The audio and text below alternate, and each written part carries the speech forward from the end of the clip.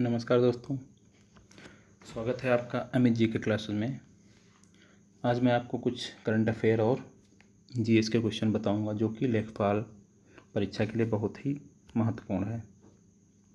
तो चलिए स्टार्ट करते हैं। पहला क्वेश्चन है, ease of doing business ranking 2019, इसका 17वां क्रम है। ये कौन सी संस्था जारी करती है? विश्व बैंक समूह। Ease of doing business ranking में शीर्ष 3 देश, पहला न्यूजीलैंड, दूसरा सिंगापुर, तीसरा हांगकांग। इसमें भारत की स्थिति दोस्तों 63 नंबर पे है। 11वां ब्रिक्स सम्मेलन जो कि नवंबर 2019 में हुआ था, इसका क्रम 11वां है। ये आयोजक स्थल ब्राज़ील की राजधानी ब्राज़ीलिया। 11वां ब्रिक्स शिखर सम्मेलन ब्राज़ीलिया में हुआ।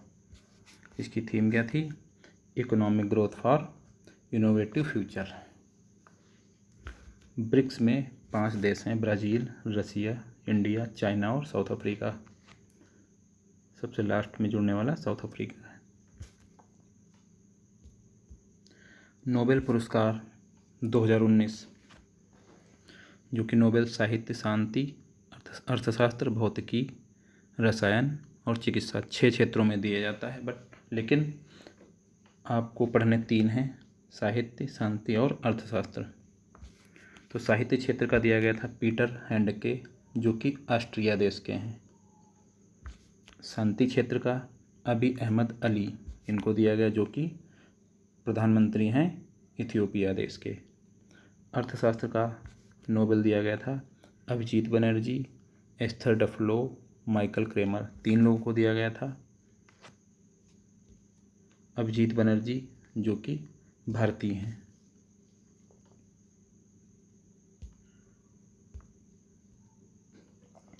वैश्विक भूखमरी सूचकांक 2019, वैश्विक भूखमरी सूचकांक ये जारी करने वाली संस्था है कर्सन वर्ल्ड वाइड। सर्वाधिक भूखमरी के शिकार जो देश हैं उसमें मध्य अफ्रीका गणराज्य के हैं, जैसे यमन और चांड। भारत की स्थिति वैश्विक भूखमरी में 102 नंबर पे है। 102 नंबर, पिछले साल 103 नंबर पे थी। और पड़ोसी देश पाकिस्तान की 94।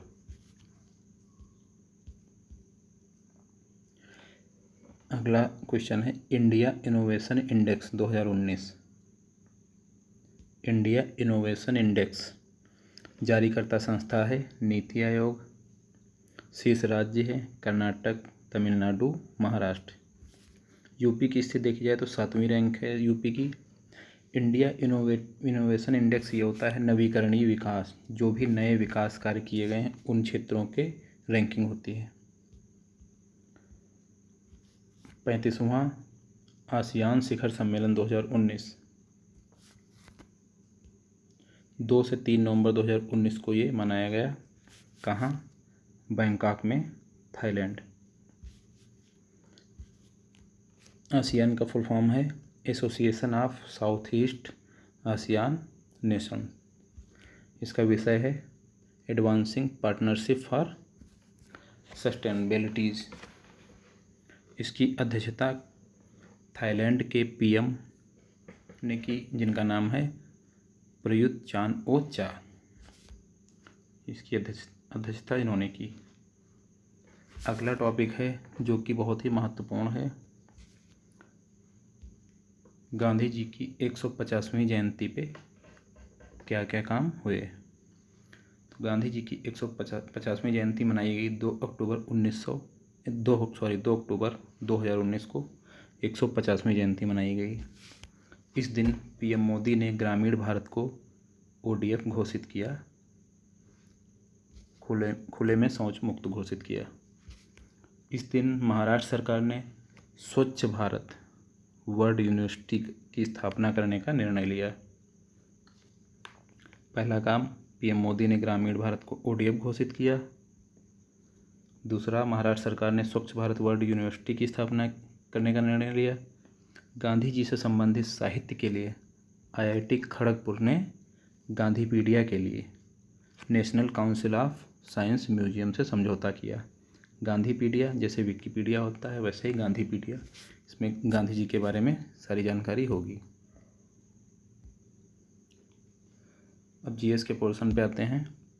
राजभाषा, जो कि भाग 17 में है, आर्टिकल 343 से 51 तक है। तो आर्टिकल 343 क्या कहता है? भारत की राजभाषा हिंदी लिपि देवनागरी होगी। 14 सितंबर 1949 को हिंदी राजभाषा बनी।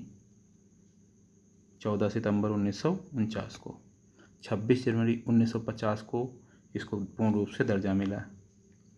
1963 को राजभाषा अधिनियम में हिंदी के साथ साथ अंग्रेजी को भी भविष्य के कार्यों के लिए मान्यता मिली। 1963 में।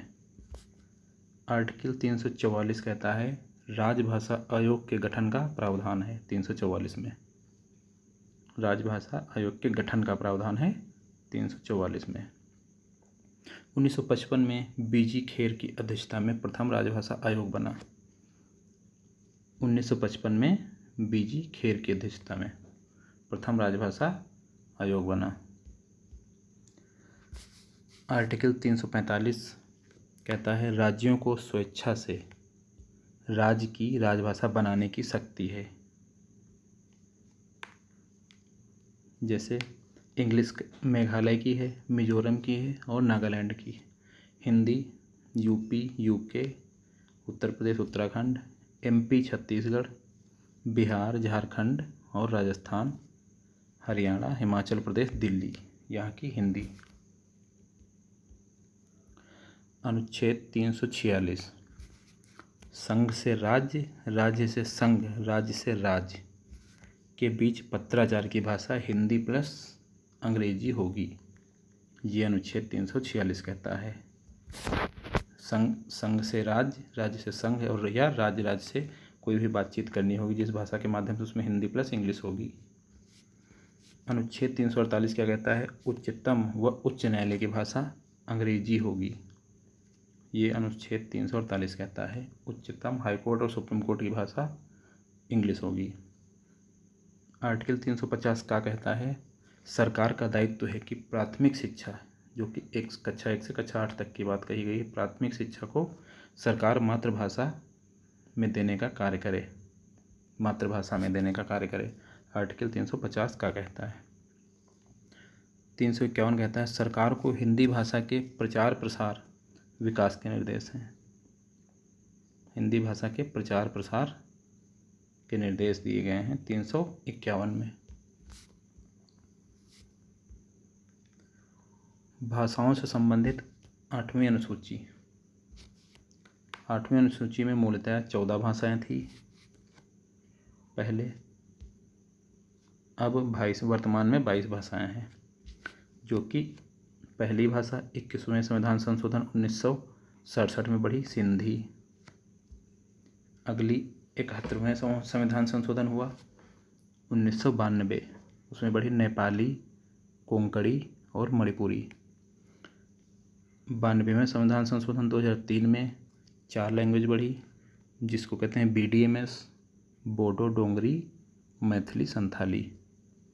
तो ये 8 भाषाएं बाद में बढ़ी, तो 22 भाषाएं हो गई, पहले 14 भाषाएं थी। शास्त्रीय भाषाएं, वर्ष 2004 से भाषा का एक नया वर्ग बना। 2004 से भाषा का नया वर्ग बना शास्त्रीय भाषाएं, जिसको कहते हैं शास्त्रीय भाषाएं। जैसे तमिल, संस्कृत, तेलुगु, कन्नड़, मलयालम, उड़िया, ये शास्त्रीय भाषाएं बनाई गई। कुछ महत्वपूर्ण 4-5 क्वेश्चन और थे, वो बताने जा रहा हूँ। जैसे देश के पहले लोकपाल पिनाकी चंद्र घोष बने। इम्पॉर्टेंट क्वेश्चन है। यूपी का एकमात्र शास्त्रीय नृत्य कथक। भारत में टोटल 8 शास्त्रीय नृत्य है, यूपी का इकलौता शास्त्रीय नृत्य कथक है। सबसे ज़्यादा मेले कहाँ लगते हैं? यूपी की बात हो रही, यूपी में सबसे ज़्यादा मेले कहाँ लगते हैं? मथुरा में। कितने? 86 मेले। यूपी में सबसे कम मेले कहाँ लगते हैं? पीलीभीत। हींग पौधे के किस भाग से प्राप्त होती है? तो हींग पौधे के जड़ से प्राप्त होती है। ठीक है दोस्तों, ये कुछ महत्वपूर्ण क्वेश्चन थे। धन्यवाद।